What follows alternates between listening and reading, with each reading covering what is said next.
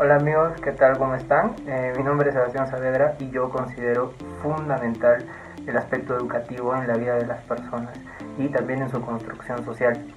Pero, ¿cómo analizar el presente si no sabemos nada del pasado? Por eso hoy día haremos un breve resumen sobre la evolución de la educación en la historia de nuestro país, desde el Imperio Inca hasta nuestros días.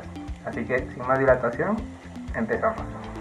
El sistema de educación en el Imperio Inca era clasista, es decir, solo la nobleza podía acceder a los conocimientos que en esa época se enseñaban, y dichos conocimientos eran para poder ejercer labores relacionadas con el gobierno, mientras que la educación en el pueblo era empírica, se transmitía de generación en generación y lo aprendido se destinaba a labores agrícolas y de construcción. Las escuelas a las que accedían los nobles se llamaban Yachayhuasi o casas del saber. Ahí eran preparados por los maestros del saber o los amautas. En estas escuelas se enseñaba lengua, religión, manejo de interpretación de equipos y una historia militar. ¡Wow! ¡Qué interesante etapa! Ya que ellos aprendían, como hemos visto, cosas para la vida cotidiana, algo que les iba a servir para su futuro y así poder aportarle algo al Imperio Inca. Por ejemplo, lo de la educación clasista es algo que hoy sería inaudito, pero en ese momento ellos creían que cada clase social estaba destinada a hacer cierta función para el imperio. Luego, los españoles llegaron a América y se inició la conquista. Después llegó la colonia. La educación en la colonia se dividió en 3 estudios: superiores, menores y medias letras. Ya que todos los cursos se impartían en latín, el dominio de esta lengua era primordial. El castellano se usaba únicamente para aclarar algunos pasajes confusos de textos utilizados en clase. La religión también era muy importante, por ello existían colegios de las órdenes religiosas. En ellos educaban a sus sacerdotes, allí se impartía la enseñanza de latín, artes y teología. Los estudiantes que deseaban obtener el grado de bachiller o doctor en teología debían dar sus exámenes en la Universidad San Marcos. Cuando hablamos de la educación en la colonia, no podemos dejar de mencionar a la primera universidad en el Perú, la Universidad San Marcos. Fundada el 12 de mayo de 1551, empezó a impartir clases en 1553. Los únicos cursos que se dictaban entonces eran teología y artes. Posteriormente, bajo la tutela de Fray Domingo de Santo Tomás, se enseñó quechua en la universidad, aunque también había primeras letras, donde se enseñaba castellano, y estudios menores, donde aprendían latín. Bueno, como hemos visto, la llegada de los españoles cambió totalmente la educación, un giro de 180 grados que sirvió como base para formar el sistema educativo que hoy día tenemos. Por ejemplo, lo de estudiar en la universidad, dividir la educación en diferentes sectores, claro, todo eso abocado generalmente a la religión. Después pasamos a la República.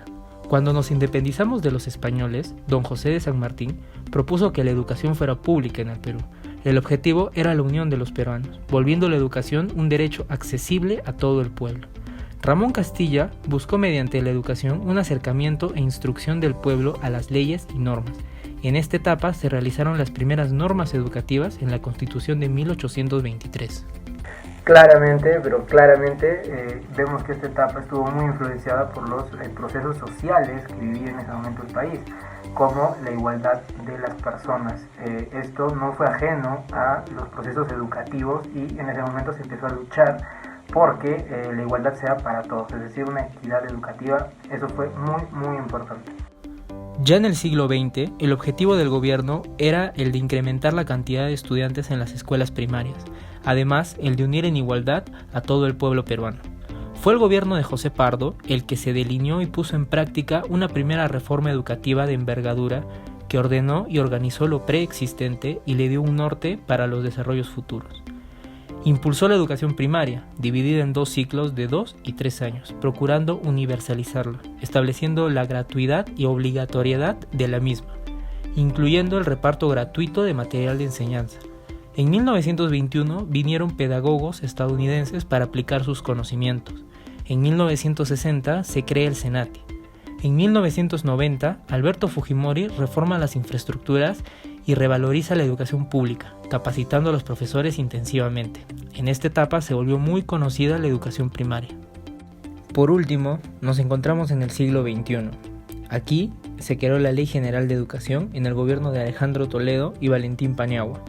Si el siglo XX fue el siglo de la búsqueda de certezas científicas y del desarrollo de las disciplinas del conocimiento humano, El presente siglo está llamado a ser el siglo de la incertidumbre.